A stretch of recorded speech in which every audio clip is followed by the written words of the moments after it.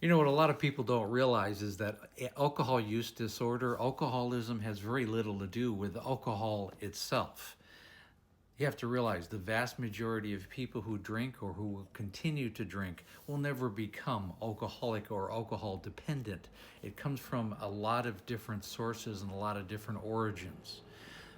Initially, it could be a hereditary issue. It's something that came along from your family side, your mother's side, maybe both sides. That would be really difficult. But chromosomally, it comes from ADHB1 and ALDH2, two chromosomes that can give you a predisposition for being an alcoholic or to being addictive to specifically alcohol. That's where a lot of it comes from people, but that alone's really not enough, because what happens is people tend to also grow up in an environment where drinking is normalized, where it's normal to drink. Your parents drink, your brothers and sisters drink, uncles, grandfathers, and you're kind of grew up in that type of environment.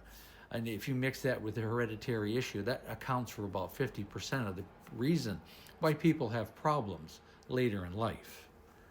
And another big reason why people, tend to become alcoholic or suffer alcohol use disorder is because of trauma in childhood or situational traumas. Trauma in childhood could be neglect, abuse, sexual abuse, physical abuse, emotional abuse, or just growing up in a very dysfunctional world environment. That can cause stress later on in life. And people tend to drink earlier when they're in those kind of environments. And they've done studies. If you drink before the age of 15 on any kind of consistent basis, there is a very high probability that you will have problems much deeper later in life. And it doesn't even have to be that much later. You could be a full-blown alcoholic but in your early 20s if you started that early. It's a big issue. Now, it could also be situational, where maybe you got a divorce. A key person in your life has passed away. You lost a job, some kind of economical stress. COVID certainly created a lot of stress in the world. Stress, anxiety, depression has a lot of the origins, a lot of consistent origins of why people go down this road of alcohol use disorder. And of course, we can't forget about peer pressure and the overall riding of peer pressure. My friends are doing it, you're doing it, you should be doing it. We are become the people that we surround ourselves with. If we have 5 friends who drink, we're going to be the 6th one. There's almost no way around that, especially when you're, in your earlier ages, before your brain is completely developed, to be honestly, when you're still an impressionable teenager. That's where it starts. It becomes a rite of passage to drink. Everybody, you're weird if you don't drink. And this is a big part of the origins of where it starts. The thing is, the vast majority of people tend to grow out of that by their mid-20s, their late 20s. They start having, professional jobs. They go through high school and college, or they start their careers, or they have families and they just don't have time, for the, the innocence of drinking. And they grow out of that. The vast majority of people do, but there is a minority that doesn't, and it does manifest into alcoholism and alcohol use disorder.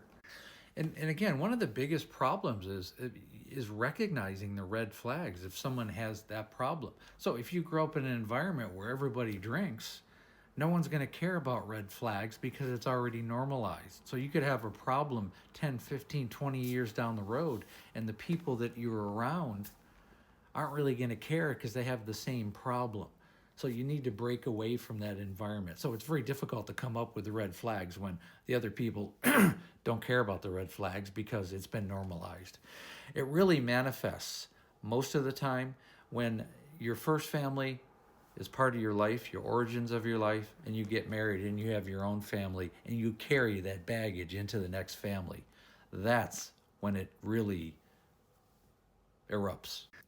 It really becomes apparent when you have a relationship outside somebody in the family. When you do meet your spouse or an important girlfriend or boyfriend, and then you realize that person didn't grow up in a world where it's normalized, and it really stands out. Like you're with somebody and they're drinking all the time, and the other person is really going to object to that, and they're going to point that out because you're no longer in your little ecosystem that you grew up in. And you need to do something about that. That's when the red flags really shine, when you escape that ecosystem And I hope that makes sense. And I hope these origins and other tidbits help people understanding the origins of where to go and what to do. And we'll continue this series. And again, I go live Monday through Friday, right around 6 o'clock Pacific Standard Time, 9 o'clock Eastern Standard Time. We also have the Facebook group. It's called "There's an Alcoholic in the Family." Link is in the bio. And when you're ready to work with me one-on-one, I have a complete coaching program for the alcoholic and the family. It's called "There's an Alcoholic in the Family" as well. We do about a 45-minute deep dive into what's going on with you. We go over the coaching program, and I'm looking for people who are ready to change their lives and the lives of their family. And again, thanks so much for listening.